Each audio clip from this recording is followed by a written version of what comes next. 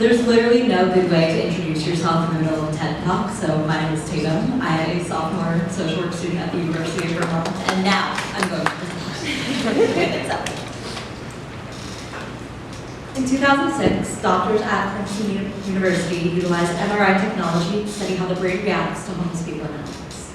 Their findings indicated that, in general, the part of people's brain that responds to other human beings is not activated when faced with somebody who holds one or both of these identities.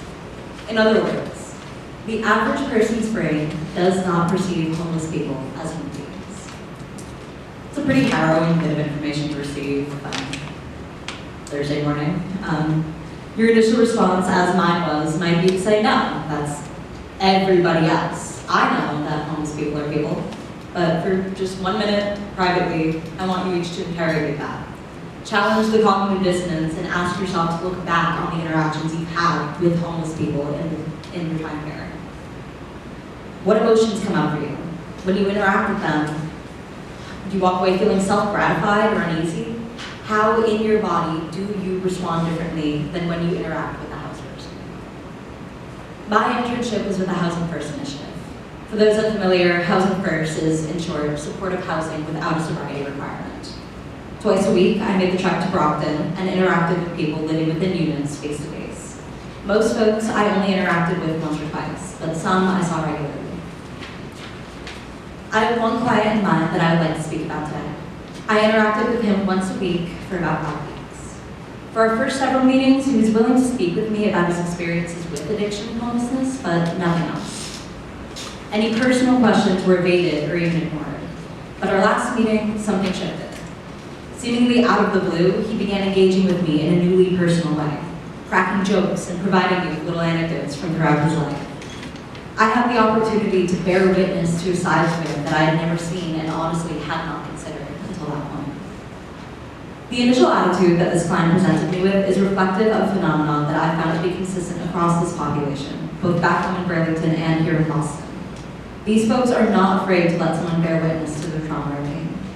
More often than not, it is carried like a scarlet letter, summarized on a cardboard sign, or cried out for anyone willing to listen and hear. Privacy is sacrificed in the name of survival. The little things, however, are what's kept under lock and key.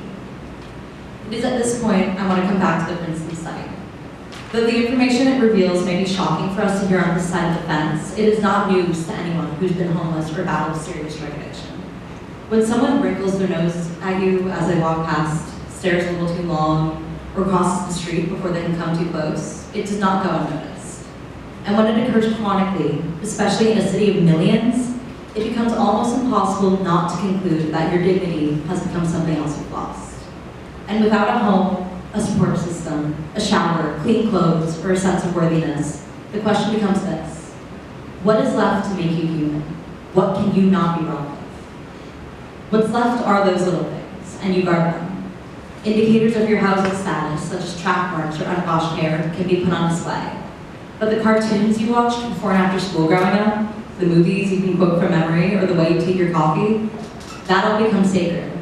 To have gained a level of trust that made me privy to the personal is what made my interaction with this client so special. This is not me asking you to take the train to Roxbury, stand under the nearest overpass, and make friendship bracelets with whoever you find. This is not me claiming moral superiority over anyone else.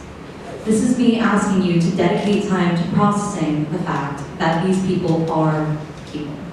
They have opinions on classic books that make you yawn, both favorite and least favorite things. Mothers and fathers who at one point knew exactly how they liked their sandwiches cut. They may even be mothers and fathers themselves. Addiction and homelessness are a plague within our country, and at the heart of it all lies a culture of hyper-individuality and disconnect. If you take anything from what I've said today, let it be this: do not let the discomfort or fear around your biases become something that controls you. We all have them. Taking the first step to confront them with honesty is on you.